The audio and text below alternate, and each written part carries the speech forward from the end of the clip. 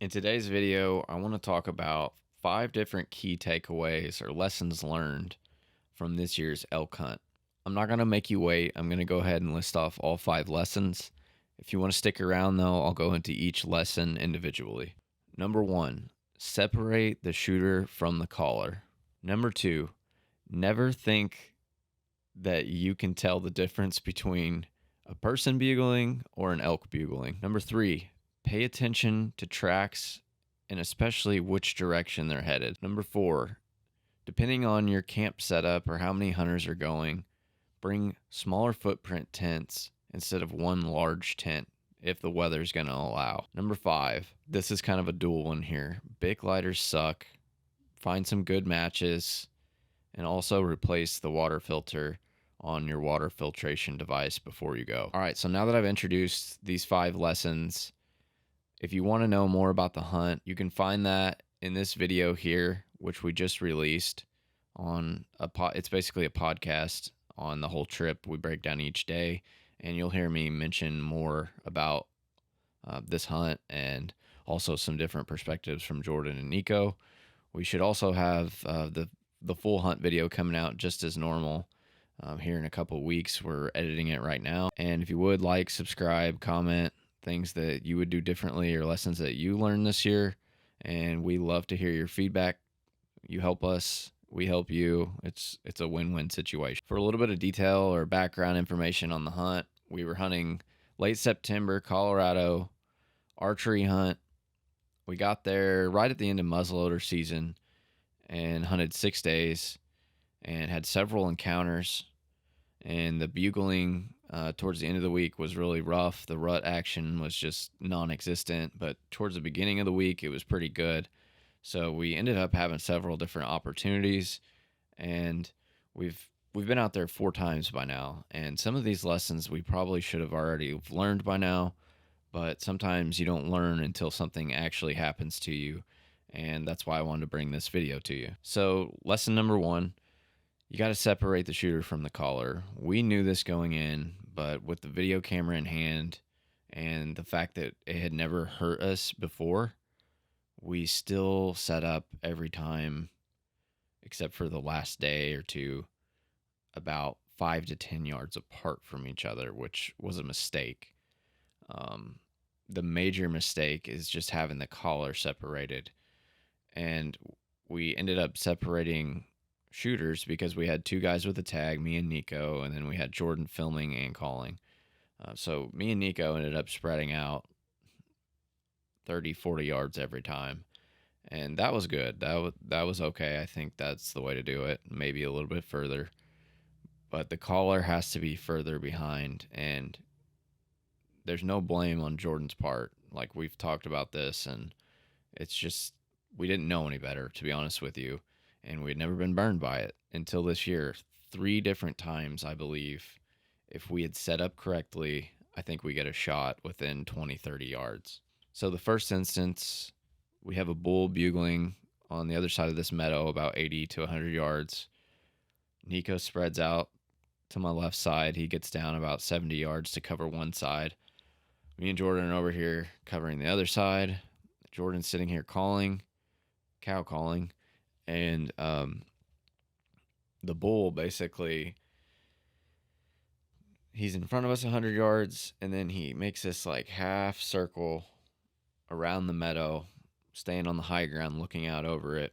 I believe if I had got on the other side of that meadow and Jordan continued calling, I'm probably going to be pretty close to getting a shot on that bull. Not super confident on this case, but if we had separated some a little bit, I'm going to be a lot closer to seeing this bull. And lesson number 2 also is used in this exact scenario, so I'll come back to that in a second. So remember that setup. The second scenario where we learned the lesson to separate the hunter from the caller, we're sitting a wallow, and it's like a wallow with a water hole underneath it. It's kind of the best of both worlds. We've set this before. We've had a cow elk come into it silently, and it was hot, it was dry, and we didn't really have much activity going on in the afternoon, so we just went and set this place. And Jordan set about 10 yards behind me on the backside of this deadfall. And we really didn't have a whole lot of confidence that anything was going to happen. So Jordan did a really good job of spacing his calls out, his cow calls. And I would say he was calling every 20 minutes for 2 to 3 hours. As it got dark, we had a bull break off the hill to us, come in silent, never made a noise other than his footsteps. And he gets to 40 yards and he holds up in the thickest of the thick stuff where I couldn't get a shot at him. Now, I think what happened here is I think he got to 40 and he was visually able to see where the call he was hearing was coming from. And I don't think he saw us at all, and our wind was perfect. I think they've just been so pressured in this area, and these bulls are so educated that they get to where they can see, and if the cow is not standing there, they're going to bust. And that's exactly what he did. He got the heck out of there, and we were confused, and at that point, we really didn't know why he'd ran out of there, but I think this is the reason why now. Another thing I would add to that is potentially in the future, I might take like a 2D decoy and set it up in front of us a little bit, and maybe that will give us that extra space that we need to ambush a bull. The only negative about that is a pressured unit. You're taking a risk at getting a shot taken at you potentially or in your direction. So the morning after that, the third scenario where we learned this lesson, and at this point it was drilled into us, and I'll never forget this. So we get to this area. Jordan advises that we spread out, and he's right. We should have spread out. The only problem is, once again, we called our setup. He was only about 10 yards behind us over the backside of a little bit of a hill. And he cow calls a couple times. This is breaking daylight this time. And a bull gets to another 40, 45 yards from me, comes in dead silent, and he holds up again.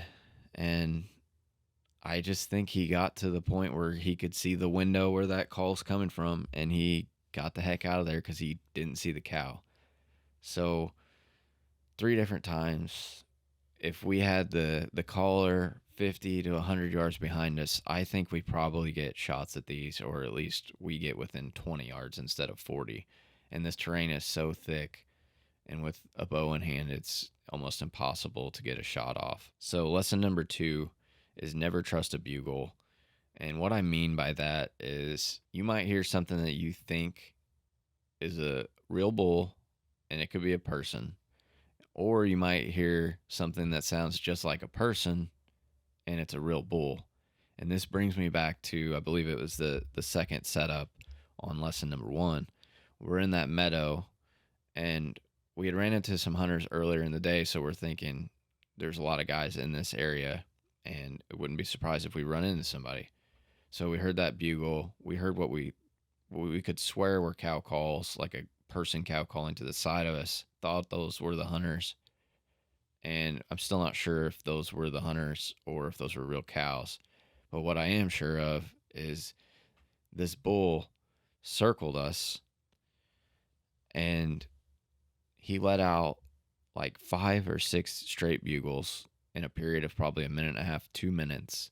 And they sounded just like a bugle tube. There was no growling, no guttural sounds that sounded real. It sounded like one of us calling, and me and Jordan were both convinced there was a person. So we basically stood up, walked out into the meadow, and we're talking and scouting out the area, seeing if there's any sign in it. And we're kind of expecting these other hunters to drop down to us and come say something. Well, time had passed 20, 30 minutes, so we decided to walk up on the hill where the calls were coming from and kind of look around. And sure enough, there were big bull tracks standing right where the bugles were coming from. And he had circled us, dropped, and kept going. He basically looked out into the meadow and saw that he probably saw us standing there, to be honest with you. So another moment where we just thought it was a hunter, and in reality it was an elk standing there. Now, later in the hunt, the last day, I actually got called in by a hunter. I thought I was really close to a bull, but I felt that um, it already happened to us once. I'm not gonna let it happen again. I'm at least gonna go check it out. And it took me 5 to 10 minutes to realize that it was another hunter, but everything was safe. Everything was fine. It was just kind of frustrating to get called in by somebody else, but at least I didn't let a bull slip on by this time. All right, lesson number 3 that I want to talk about is pay attention to tracks and which direction they're heading. Pay attention whether it's just a single bull, whether he's got cows with her. And I think this kind of burned us a little bit because every time that we've been in this unit before, it's been dry and you can't rely a lot on the tracks. You don't know when they were made and you don't know if they're fresh or not, basically.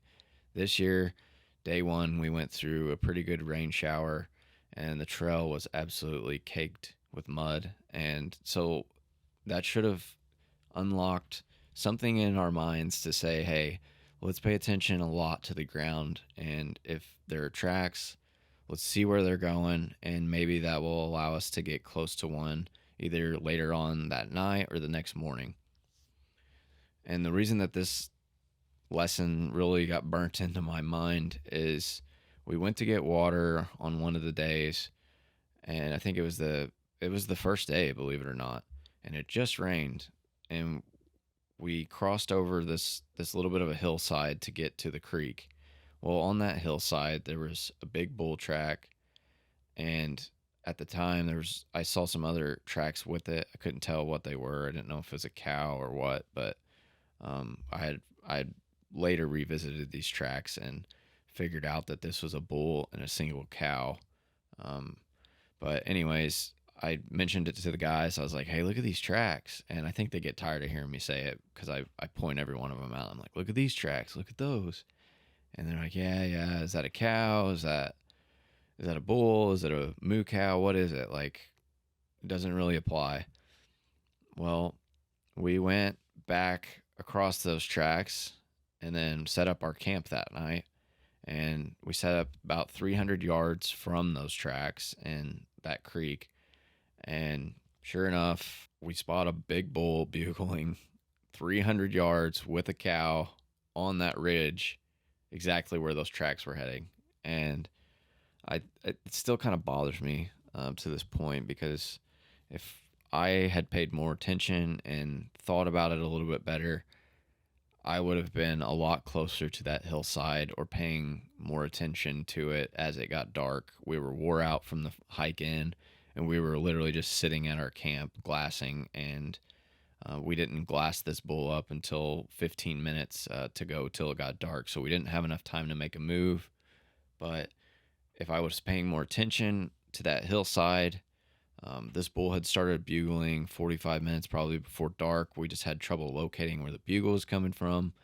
And if I was paying more attention earlier on, I could have instantly thought, hey, those are those tracks. Like, let's make a move now. We got to go. So that could have cost us a bull for sure. All right, lesson number 4, if the weather allows it.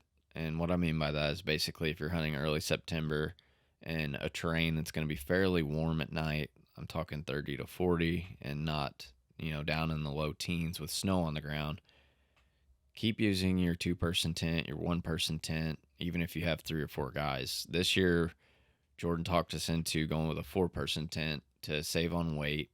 And we really, I don't think, saved a whole lot of weight because one of us had to carry the insert. One of us had to carry the actual tent itself. The other person carried the stakes and the tent pole. But basically, the difficulty in these 4-person tents, which we learned this year, is that when camping on a mountain in the terrain that we were in, it's hard to find a flat spot that doesn't have a rock in it, a cactus, something that's going to alter the way you sleep that night. And it just made it way more difficult to find like a 10 by 10 or however big the tent is, a big footprint to where you could lay that tent flat and everybody be happy. If we would have stuck with our 1 to 2-person tents, we could have spread out a little bit and found little, pads of flat ground, and things probably would have been a little bit easier for us. So if you don't have to upgrade tents or upsize because of weather where you need a stove, don't do it. I would recommend staying with your 1 to 2 person tents. So the last points I'd like to touch on, or the last point, is point number 5, lesson number 5. I think that big lighters suck for starting fires, and the reason I say that is they're hard to get down into, your fire tender where you need to be getting the lighter, especially when you have wind and stuff blowing the flame around. That flame likes to blow back onto your thumb, and it kind of burns a little bit. But I've always liked to bring matches, and not all matches are created equal, is what I'll say. Like, usually you wouldn't think too hard about these things. And after this year, we literally went through a box of 40 matches to try and burn our trash. And it's kind of embarrassing of how bad we were at getting a fire going. But I think a lot of that issue was because of the matches I was using were a lot worse than the matches I used previously. So these are both stormproof. Well, so these are the matches I used the year before, stormproof matches, and I thought they were the same until I just realized these say waterproof matches. And you can see here on the end the difference in these two as far as where you're going to be striking. This has a much larger burn area, and I'll go ahead and pull some of these out. Part of the reason it was difficult for us to get a fire going was because of the rain, obviously, but after things dried out, it was still pretty tough. But like, when you look at the difference in these two, so yeah, this one right here, you can see the length of this area where it's going to burn is a whole lot greater than on this one.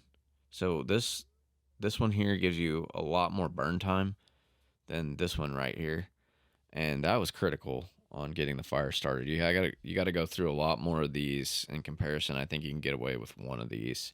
So I'm going to pay a little bit more attention going forward. And it really usually isn't that big of a deal, but there were some bears in the area this year, and we really don't want those coming into camp. And not necessarily because we're going to get attacked or anything. It's more so we don't want to lose our food for the week, or have that bear go through all of our camping supplies and ruin everything. So I would rule out Bic lighters if you can, unless you're using it to light your stove. And another key tip that I would throw in there is don't forget that you can use your propane stove as a torch. Like, what I ended up doing on one of the nights was lighting the MSR pocket rocket, and I folded the arms out of the way, and I literally stuck that thing down and cranked it up and used it as a flamethrower basically to start a fire. So that's just a little tip in there that you can use if you really need to. And lastly, which is still part of tip number 5, or the lesson learned,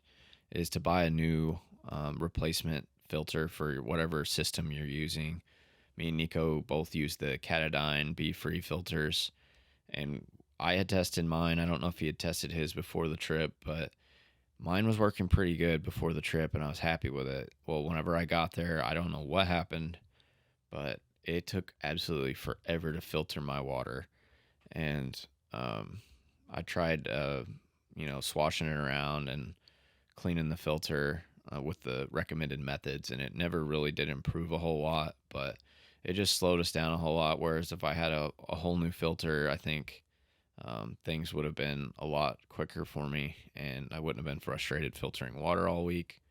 So that's just an idea to keep in mind, and I hope one of these 5 tips or lessons learned help you out in the field. I know that we learn something every year, and that's part of what makes it so great to be able to go out and spend a week out there. Is you learn life lessons and preparedness.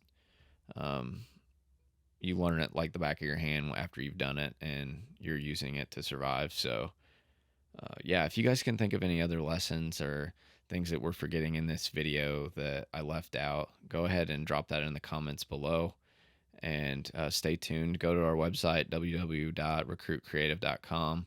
You can shop gear like this hat I've got on. It's a new hat. Or go on there, see our blog posts, or just keep up to date with us and all the latest things that we're releasing. So thanks for watching, and I wish you success if you're going out and hunting rifle this year, or if you're back at home like us and you're going whitetail hunting.